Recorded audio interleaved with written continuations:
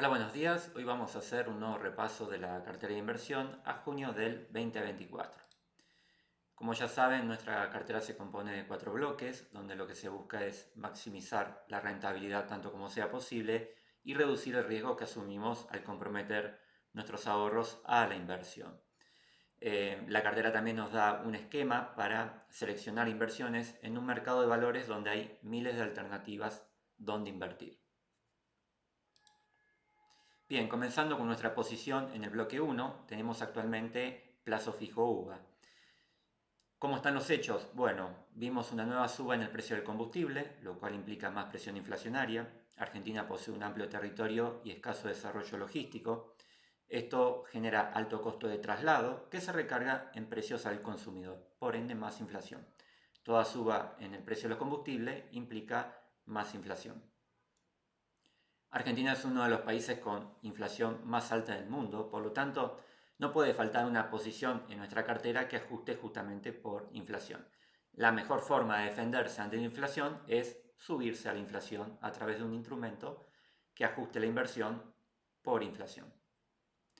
Además, tenemos una brecha cada vez más amplia entre el dólar oficial y los dólares financieros libres, como el MEP y el CCL, libres hasta por ahí nomás porque tenemos un cepo, la compra de dólar tiene restricciones, por lo tanto no sabemos cuál es el verdadero precio del dólar si estuviera libre. Y esta brecha implica presión devaluatoria del dólar oficial porque se lo percibe cada vez más barato al alejarse su precio respecto al dólar MEP. Esto distorsiona las decisiones de los agentes económicos. Detrás del precio del dólar oficial hay muchas decisiones que se toman. Toda suba en el dólar oficial implica también más inflación y por ende justifica nuestra posición en plazo fijo UVA. Argentina tiene un elevado pass-through, es decir, cuánto de esa devaluación se traslada a precios. Como todos nosotros sabemos, ya que somos consumidores, cualquier salto en el tipo de cambio oficial implica suba en los precios. Volvemos a hacernos la pregunta, ¿aún conviene el plazo fijo UVA? Tiempo atrás les mostré esta tabla donde tomamos la simulación, o mejor dicho, la proyección de la inflación realizada por la consultora privada 1816 y la que hizo el Banco Central de la República Argentina. En marzo teníamos proyectado un 12, fue de un 11 y el plazo fijo rindió un 5,8, muy por debajo. Plazo fijo tradicional. En abril se proyectó un 9, la inflación fue de un 8,8 y el plazo fijo fue de solo el 4,17, quedó por debajo de la inflación. Si vemos la proyección y si vemos la tasa mensual que brinda el plazo fijo tradicional con la nueva baja, no cabe duda que el plazo fijo UVA es mucho más conveniente que el plazo fijo tradicional. Obviamente hay restricciones, hay que estar 6 meses como mínimo, solo las personas pueden acceder y hasta cierto monto. Y por otro lado también nos preguntábamos si aún conviene el carry trade. Obviamente el mejor momento del carry trade fue diciembre, enero, febrero. La inflación era alta, el rendimiento del plazo fijo UVA era muy alto y el dólar estaba estable o a la baja. El carry trade en pocas palabras es generar intereses para que al vencimiento entre el capital más los intereses podamos comprar una mayor cantidad de dólares, lo cual nos da una rentabilidad en dólares. Como se mostró en presentaciones pasadas, ese carry trade que inició en diciembre nos dio una rentabilidad en dólares extraordinaria. Acá lo que hicimos fue una simulación de cuánto debería valer el dólar a fin de año si acompaña el ritmo de la inflación. Recuerden que el dólar es un bien más en la economía y que por lo tanto tiene que acompañar la inflación para no percibirse como barato. Si queda muy barato, tarde o temprano se genera un salto devaluatorio. Entonces, si ingresamos a un plazo fijo UVA y a fin de año el dólar está en torno a los 2.000 pesos, ni perdimos ni ganamos rentabilidad en dólares. Nos protegimos contra la inflación.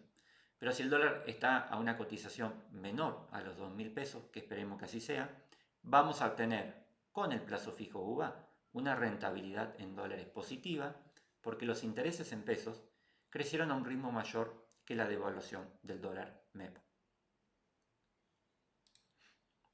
Bien, dentro del bloque 1 tenemos otra posición a corto plazo que es la posición en dólar linked. Para quienes no saben, estas inversiones ajustan el capital invertido según la evolución del dólar oficial y a su vez estas posiciones nos dan entre un 5 y un 6% de interés anual en pesos, pero ajustado por devaluación. Y por otra parte, estamos obteniendo una ganancia de capital porque estamos comprando estas inversiones por un precio menor a lo que vale. Todo ahorro en el precio de compra, cuando la inversión finaliza, cuando el bono vence, genera una ganancia de capital. Por eso es muy importante invertir con una proyección de largo plazo y no con posturas cortoplacistas, porque generamos mejores negocios. ¿Cuál es la hipótesis de invertir en dólar link? ¿Qué nos beneficiaría en esta posición? Una salida del cepo con unificación cambiaria, ¿sí? Porque actualmente el dólar oficial cotiza en torno a 900 pesos, nosotros pagamos menos porque la inversión tiene un descuento, y en un escenario de unificación cambiaria, como mínimo, el dólar debería estar en los 1.280 pesos, que es el dólar MEP, o 1.400, que es el dólar tarjeta, ¿sí? Entonces, de darse ese escenario, tendríamos una ganancia interesante en esta posición. Y otra cosa que puede pasar es que se acelere el ritmo de devaluación del dólar oficial. Hoy al 2% es una devaluación muy baja porque queda muy por debajo de la inflación, por lo tanto el dólar se atrasa mucho respecto a la inflación. Este ritmo de devaluación se llama crawling peg, lo habrán escuchado mencionar en las noticias. Algunos dicen que debería ir del 2 al 6 para evitar tanto atraso cambiario, pero bueno, no sabemos qué va a pasar, pero de ocurrir nos beneficiaría. Hoy al 2%, esta posición es un poco lenta en la cartera, ¿sí? Podremos decir que rinde lo mismo que un fondo money market o una billetera virtual, pero no es lo mismo, ¿sí? Porque tenemos cobertura para dormir tranquilos. Dormir tranquilos es uno de los objetivos de nuestra cartera. Si la devaluación se acelera o nos sorprende un salto en el tipo de cambio porque al gobierno le empiezan a salir mal las cosas, estaremos protegidos. Obviamente la finalidad del fondo money market es otra, que es utilizar dinero de muy corto plazo, por menos de 30 días, mientras que la finalidad del dólar linked es un ahorro a mediano plazo o corto plazo, un año, ¿sí? Un año para nuestra cartera de inversión es corto plazo. Bien, por otro lado también tuvimos días atrás todo el ruido que se generó en el mercado en torno a la deuda que el Estado mantenía con las empresas energéticas. El intermediario es Gamesa, el Estado no le pagaba a Gamesa y por lo tanto Gamesa no le iba a poder pagar a Gemsa. Gemsa es una de las empresas en las cuales invertimos. Entonces, al haber ese temor, Gemsa cae de cotización, pierde valor, perdón, pierde precio, y ese momento lo aprovechamos para continuar acumulando obligaciones negociables de Gensa a un precio menor. Como siempre le digo, cuanto más bajo el precio de compra, mayor la rentabilidad si sostenemos el bono al vencimiento. ¿Que hay riesgo? Obviamente que los hay. En toda inversión hay riesgo, pero justamente nos cubrimos de ese riesgo a través de la diversificación que tenemos en cartera. Por eso es muy importante respetar las proporciones que se proponen en la planilla de seguimiento de inversiones para evitar tener mucha participación en una inversión puntual, ¿sí? Porque si llega a haber un problema en esa inversión puntual y nosotros estamos asignando el 50, el 70% de nuestro ahorro a esa inversión, estamos comprometiendo todo nuestro capital o gran parte y nos genera mucha inquietud, ¿sí?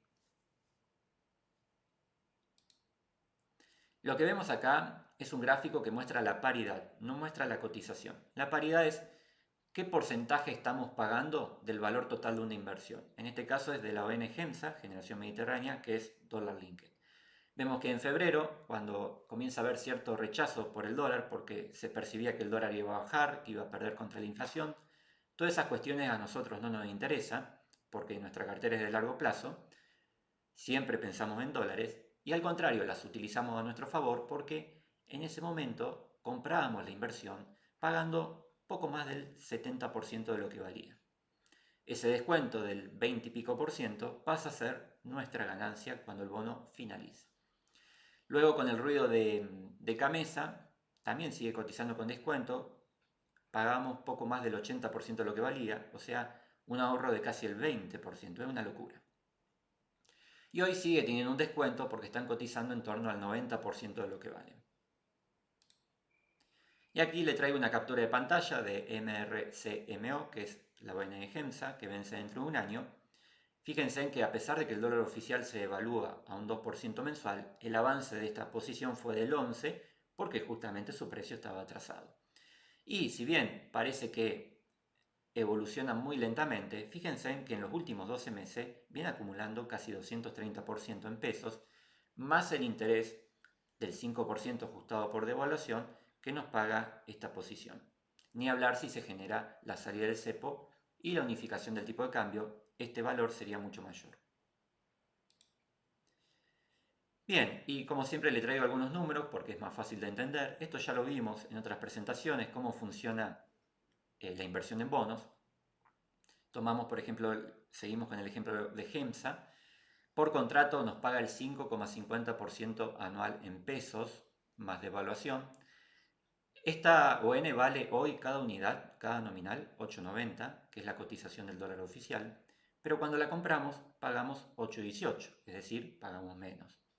Entonces, por un lado tenemos la renta en pesos, que se obtiene aplicando 5,5 por 8,90, es decir, la tasa de interés se aplica siempre sobre el valor técnico, no sobre el precio de compra. Eso nos da un 48 pesos, ¿sí? Lo que equivale a una rentabilidad del 5,99% para nuestra inversión, ¿sí? Es mayor al 5,5%. Fíjense en que como un precio bajo de compra, es decir, pagando menos de lo que vale, incrementa la tasa de rentabilidad, ¿sí? Porque si comparamos los 48 pesos de interés por lo que efectivamente colocamos al invertir, la tasa de rentabilidad es mayor, 5,99. Y en este caso, más devaluación, porque este porcentaje se aplica sobre un capital que se va actualizando por dólar oficial. Y a su vez, si permanecemos hasta el vencimiento, a finish, obtenemos la ganancia de capital. Como vale 8,90 y pagamos 8,18, nos estamos ahorrando 72 pesos. Eso pasa a ser nuestra ganancia, que equivale a otro 8,83% de ganancia. Bien, antes de continuar, como esto es un medio público, todo el material y formación que se ofrecen es de carácter totalmente educativo y no constituyen recomendaciones de inversión. Cada lector deberá evaluar por sí mismo la conveniencia de invertir en los instrumentos financieros mencionados en este informe.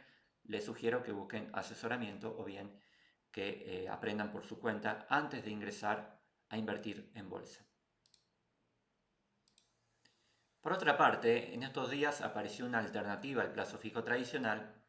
Para inversiones de muy corto plazo están las LECAP, letras de capitalización, que serían algo así como el plazo fijo de la bolsa. Este instrumento no forma parte de la cartera de inversión que se propone por su baja rentabilidad justamente y por ser un instrumento de tasa fija, ¿sí?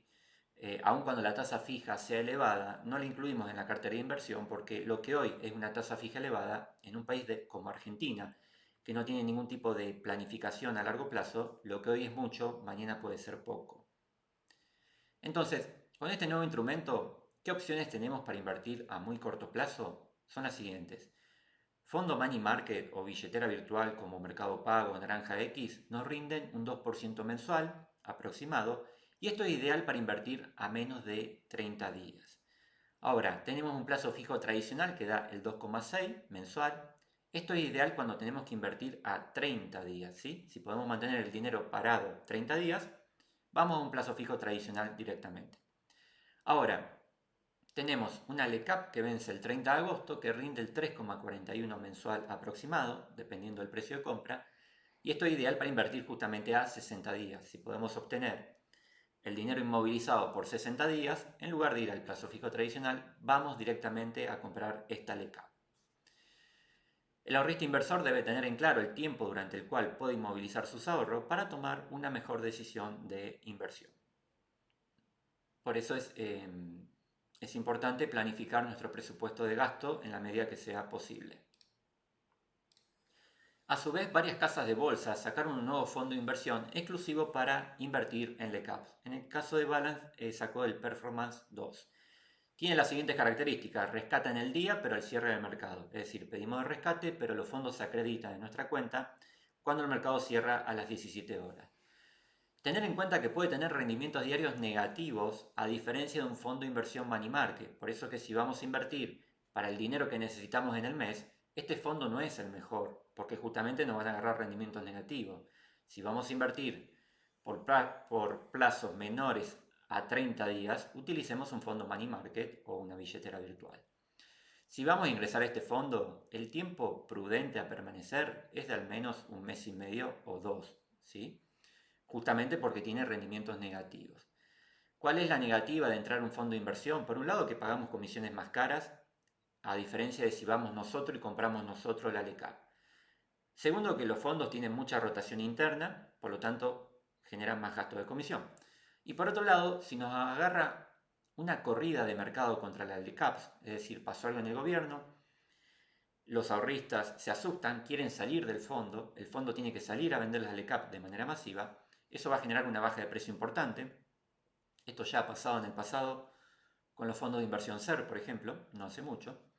Entonces, si ocurre eso, afectaría el valor de nuestra participación o cuota parte en el fondo, tendríamos una pérdida importante. Por eso hay preferencia por la compra directa de la LECAP, no utilizar el fondo. Vamos nosotros y compramos la LECAP. Entonces, por un lado nos ahorramos comisiones y por otro lado, ante una corrida, cuando todo el mundo sale a vender y la LECAP vale cada vez menos, podemos sostener la inversión hasta el vencimiento, esperar los 60 días y recibir el valor total del instrumento según lo pactado. ¿Sí?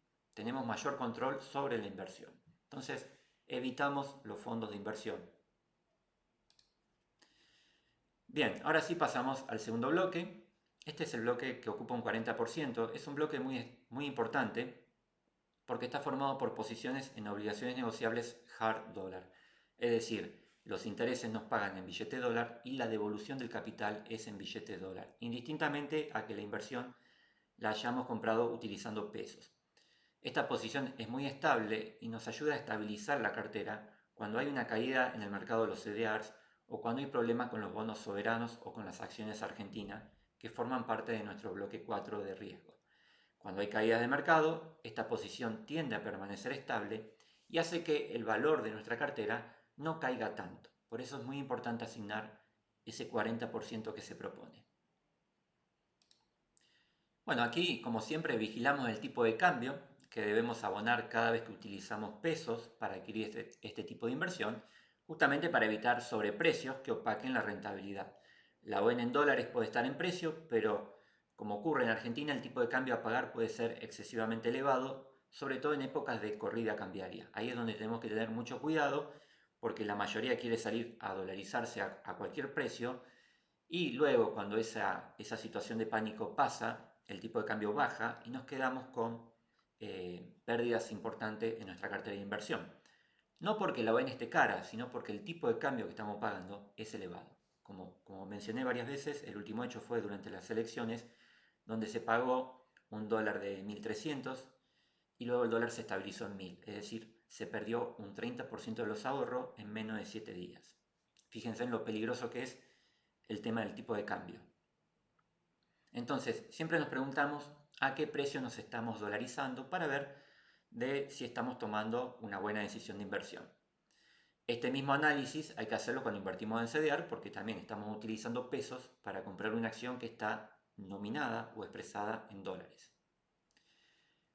Si bien se generó a la fecha una corrección rápida en el tipo de cambio en torno al 12 o el 14%, continuamos viendo un tipo de cambio razonable. Es decir, esta corrección ayuda al dólar a evolucionar al mismo ritmo a la inflación, porque todos estos meses la inflación fue muy elevada y el dólar estaba estable o bajando y eso no es lógico, ¿sí? El dólar tiene que acompañar la evolución de los precios en la economía. Si no, se percibe barato y tarde o temprano pasa esto. Entonces, lo dicho nos demuestra la importancia de acumular inversiones dolarizadas mientras el dólar está estable o a la baja. Esto lo aclaro siempre porque hay gente que tiene la manía o la costumbre de cuando el dólar baja o se estabiliza, no compra, no invierte en inversiones dolarizadas. Y peor aún, hay otros perfiles que quieren vender los CDRs o que quieren vender las ONs hard dollar porque el dólar está bajando. ¿Sí? Nada más cerrado que eso. Por el contrario, tenemos que seguir acumulando, ya que justamente como el dólar se está atrasando o como el dólar se está abaratando, eso lo hace más atractivo y tarde o temprano, por efecto demanda, el dólar va a terminar corrigiendo. Entonces, todo lo explicado cobra más relevancia cuando la inflación es elevada, ¿sí? Porque una inflación elevada obliga a que el dólar tarde o temprano tenga que acompañar esa inflación. Y acá le aclaro que esta postura de continuar dolarizándonos, es decir, ingresando inversiones dolarizadas, hay que mantenerla, aun cuando el político de turno o analista de turno diga que el dólar va a bajar, que lo que conviene es el peso, que lo que conviene es la tasa fija, ¿sí?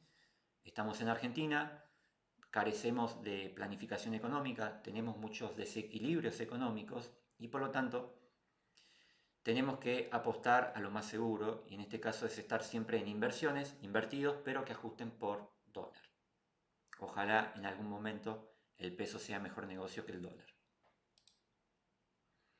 Entonces, bueno, me sorprendió estos meses ver cómo analistas reconocidos, sin dar nombres, recomendando en medios públicos pasarse a pesos y a tasa fija, es decir, desarmar posiciones o inversiones en dólares para pasar a pesos o a tasa fija.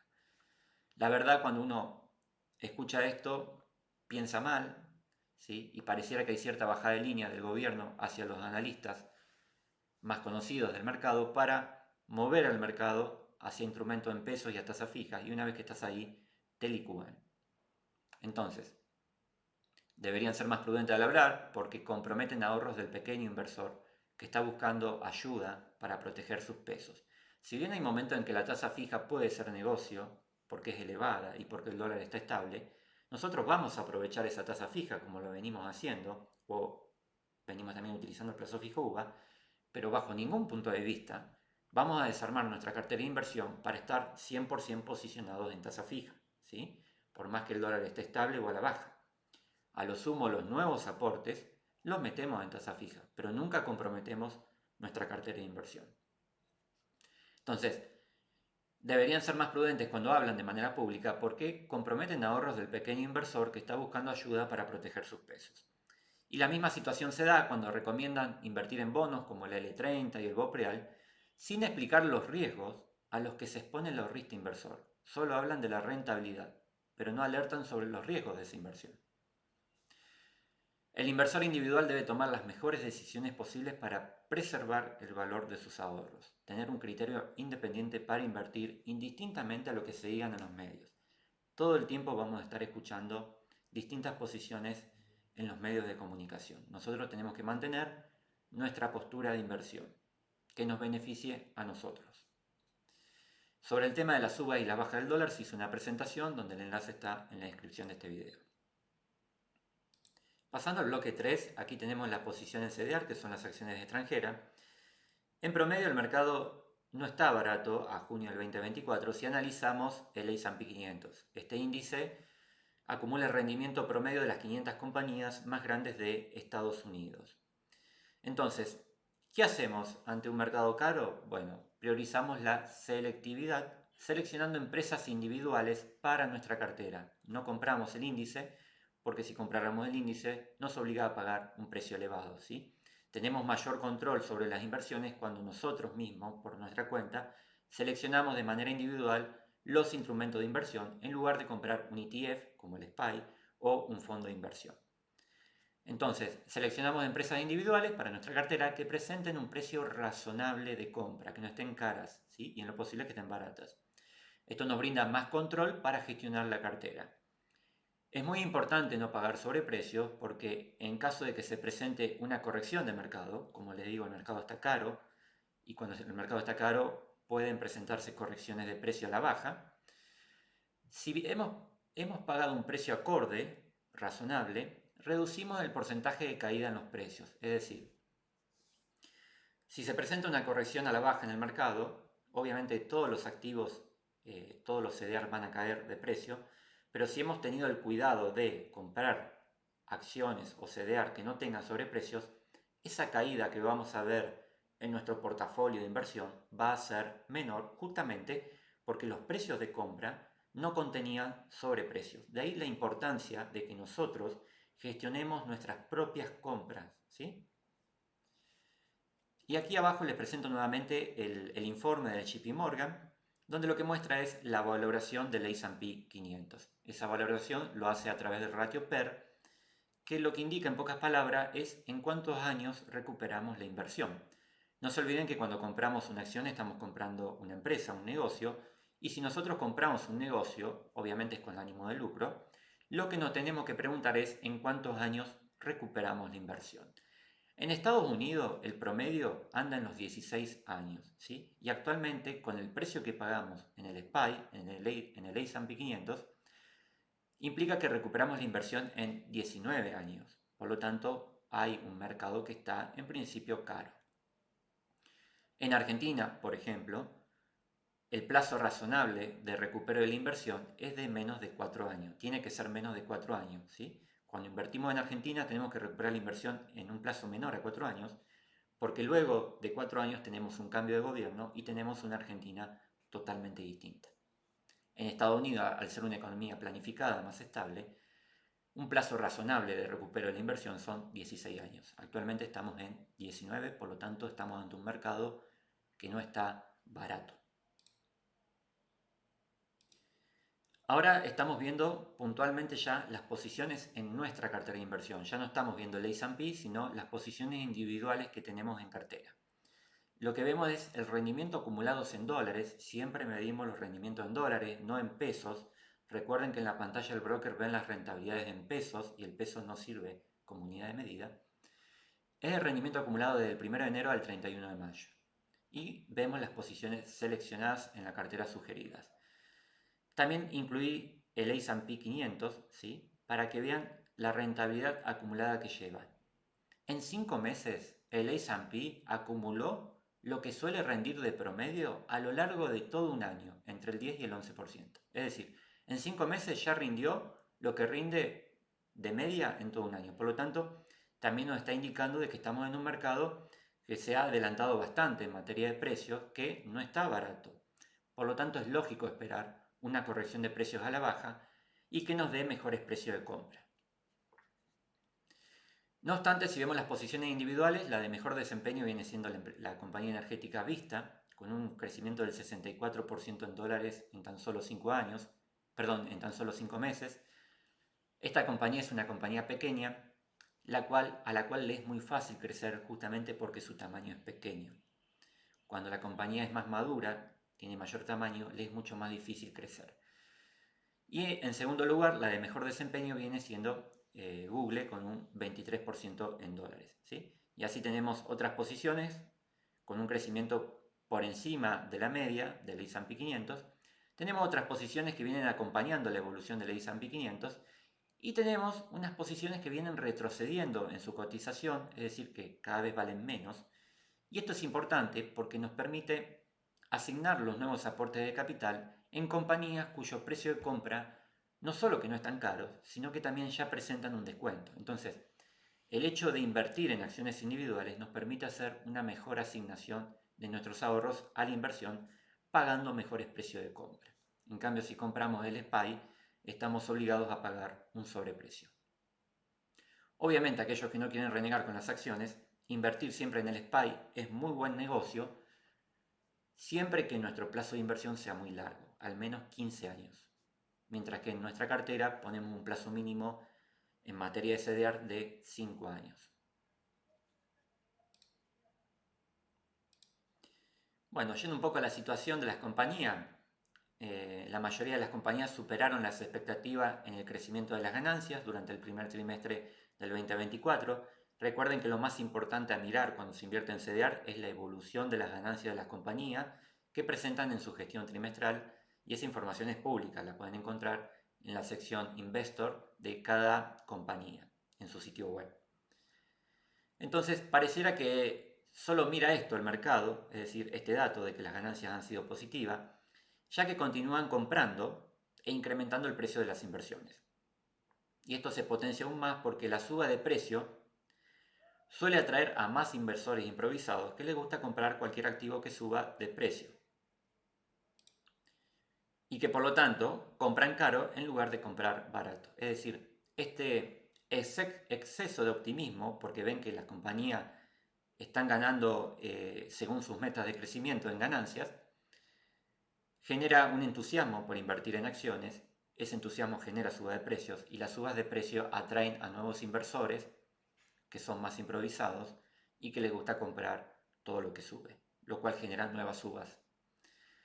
Gran parte de la suba acontece en el grupo de acciones denominado los 7 magníficos, es decir, si bien el S&P está compuesto por 500 compañías, el impulso que está teniendo proviene en su mayoría de solo 7 empresas. Por lo tanto, fíjense en que la diversificación del S&P no es tan grande como parece. Depende de 7 compañías. Se la denomina los 7 magníficos porque son 7 grandes empresas que destacan en los mercados de valores, y esas empresas son Apple, Amazon, Alphabet, que es Google, Meta, que es Facebook, Microsoft, Nvidia y Tesla.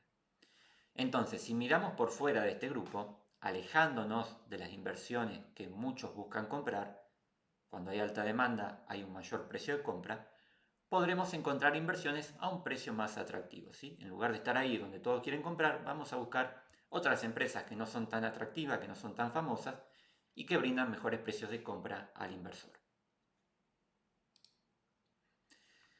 Entonces, continuando con los CDR, mantener prudencia, seleccionando compañías individuales que brinden un precio justo para ingresar a la inversión, es decir, selectividad.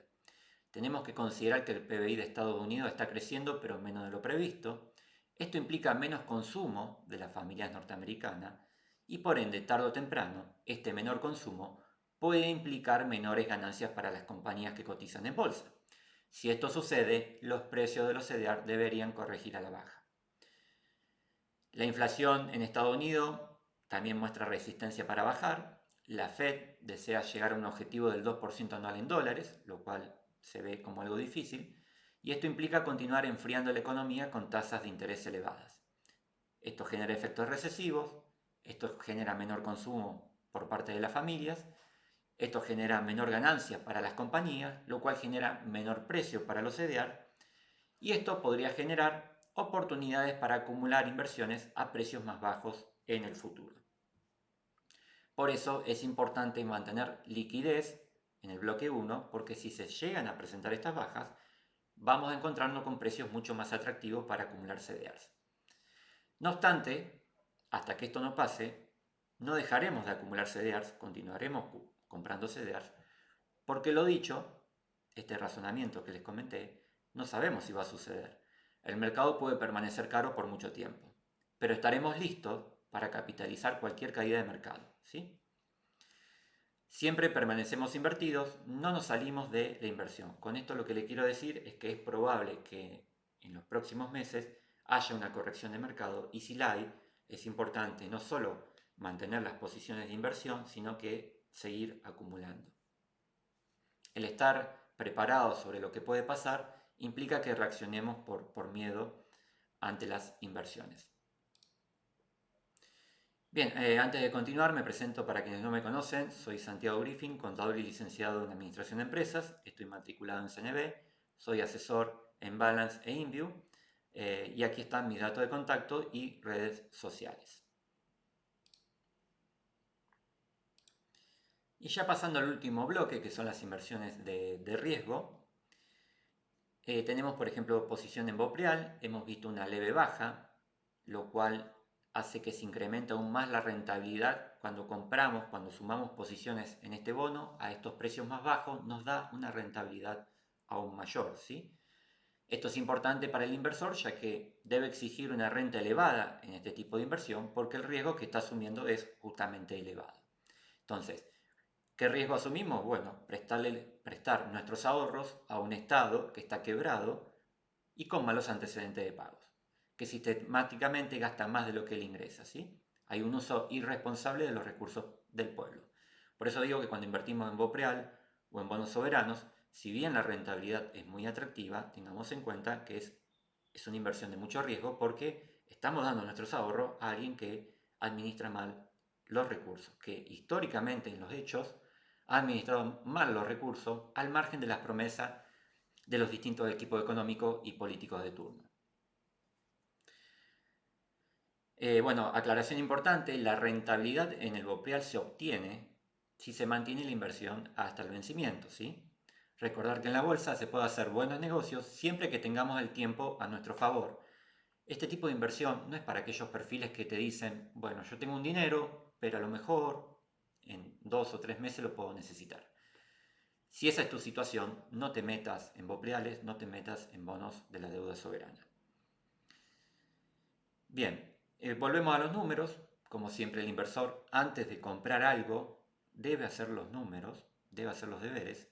Si tomamos el caso del bopreal que estamos utilizando actualmente, este bopreal originariamente brinda una tasa del 5% cuando salió a cotizar, lo cual es una tasa muy mala, muy baja. Imagínense que los bonos de Estados Unidos pagan el 5% anual en dólares actualmente y tienen riesgo cero, ya que ellos son los que emiten dólares, nosotros no emitimos dólares, por lo tanto, un bono argentino no puede pagar el 5%.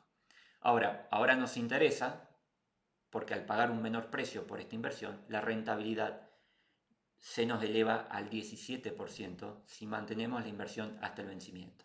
El vencimiento ocurre el 31 de octubre del 2027.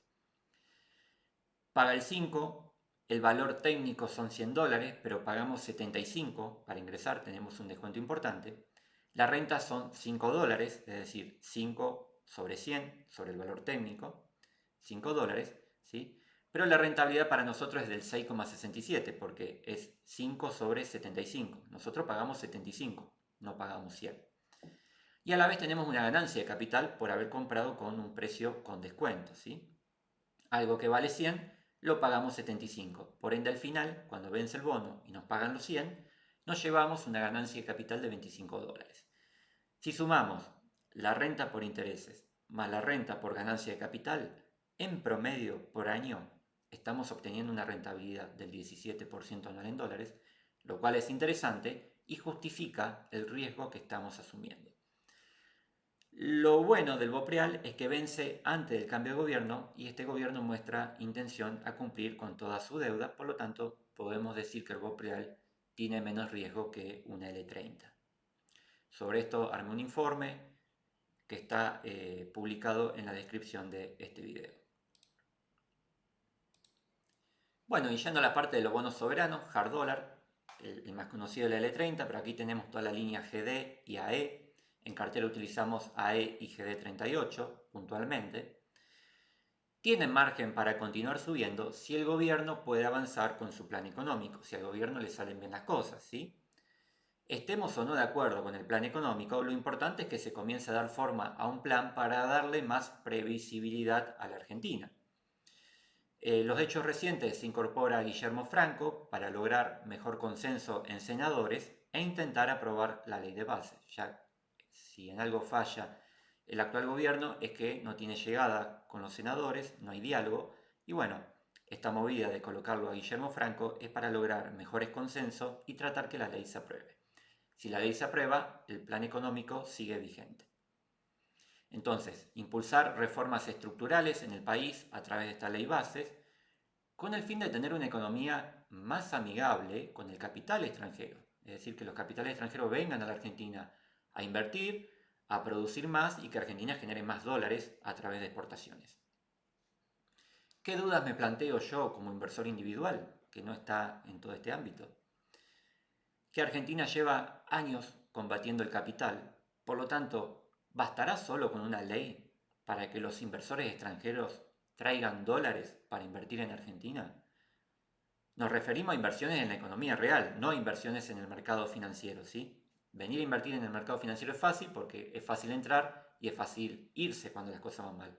Pero traer inversión en la economía real es mucho más difícil porque implica inmovilizar capital durante muchos años. Levantar una fábrica, levantar una minera lleva mucho tiempo. Por eso el inversor extranjero necesita reglas de juego claras, algo que la Argentina nunca tiene. Entonces, Argentina, por más que tenga una ley aprobada, no genera confianza. Y la confianza no se gana solo con una ley, me parece, sino con años de buena conducta económica. Argentina continuamente no cumple con la palabra pactada. Y por otro lado, otra duda es que demasiadas reformas en la ley de bases para lograr esa aprobación, ya que justamente lo que le piden los senadores y diputados son reformas, ¿sí? Entonces, si el oficialismo cede con todas esas reformas, pone en peligro de que no puedan hacer los cambios de fondos necesarios, es decir, que la ley sea demasiado light y no se logre una economía más amigable para atentar a los capitales extranjeros a invertir en Argentina. Es decir, que las reformas sean demasiado superficiales y no se logre cambiar o hacer las reformas estructurales que Argentina necesita para crecer. Justamente como les expliqué, ¿por qué buscamos inversiones? Para generar más exportaciones y mayor ingresos de divisas para incrementar las reservas del Banco Central. Mayores reservas en el Banco Central implica una mayor capacidad de pago del Estado argentino, y si hay mayor capacidad de pago por parte del Estado, el resultado es que el precio de los bonos sube, justamente porque el riesgo es menor y hay más probabilidad de que los bonos se paguen, ¿sí? Entonces, esa suba de precio es lo que termina beneficiando al inversor porque le genera una ganancia de capital y a la vez se asegura de que los intereses se continuarán pagando. Si todo esto sale mal, nuestras posiciones de riesgo se van a destruir, van a tener una caída de precio muy significativa, por eso cuidamos el precio de compra que sea bajo y por eso le asignamos solo un 10%. Y si el plan económico sale mal, todo lo que es el bloque 2 y el bloque 3, es decir, obligaciones negociables hard dollar y el bloque de los CDR, van a tener un repunte muy significativo porque el precio del dólar saltaría de manera muy pronunciada.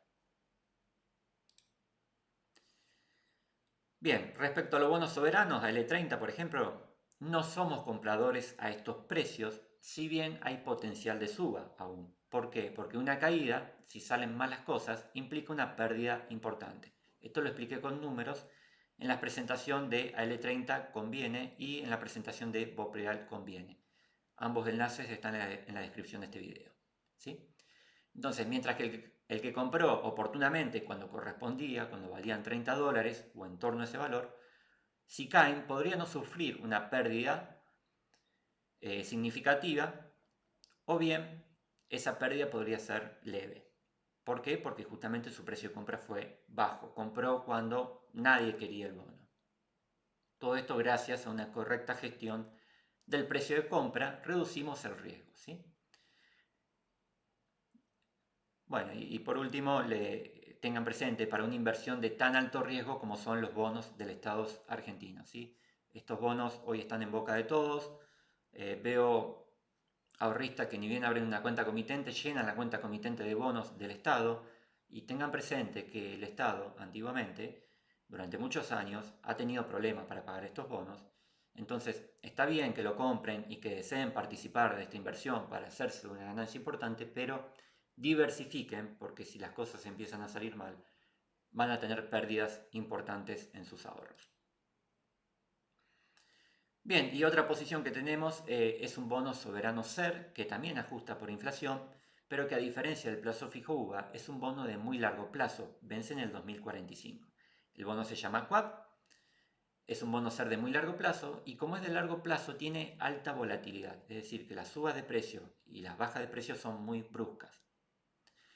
Nos brinda protección contra la inflación, que es necesaria por todo lo que aclaramos en el tema plazo fijo UVA, y la volatilidad permite capturar oportunidades de comprar a precios más bajos, porque cuando cae fuerte, para luego lograr una diferencia considerable si el precio sube ante una mayor demanda por parte del mercado. Esto es lo que ocurrió entre el 2023 y 2024.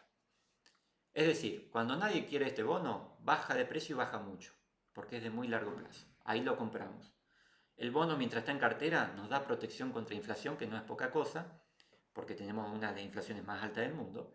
Y cuando este bono el mercado lo quiere, como pasó por ejemplo en diciembre, porque la inflación se aceleró, sube de precio y sube de precio de una manera muy rápida porque su volatilidad es alta. Y es ahí donde tenemos la posibilidad de venderlo a muy buen precio. Por lo tanto, en resumen, en la cartera tenemos dos tipos de posiciones que ajustan por SER. Una corta, que actualmente es el plazo fijo UVA, antiguamente era un bono de corto plazo, hoy no usamos bono de corto plazo SER porque no están en precio de compra, y tenemos otra posición que ajusta por SER de largo plazo. Esto es lo que se llama estrategia barbell o mancuerna. Por un lado se adquieren bonos a corto plazo que son más estables, pero de menor rendimiento, y por otro lado se compran bonos de largo plazo, que son más volátiles, pero de mayor rendimiento. Por lo tanto, cumplimos con nuestra filosofía de inversión, que es maximizar el equilibrio entre riesgo y rendimiento. Buscamos siempre maximizar el rendimiento y achicar el riesgo tanto como sea posible. Bueno, aquí finalizamos el repaso de junio. Espero que haber sido claro. Cualquier duda me las pueden consultar por mensaje privado. Nuevamente les agradezco su tiempo y nos vemos en la próxima presentación.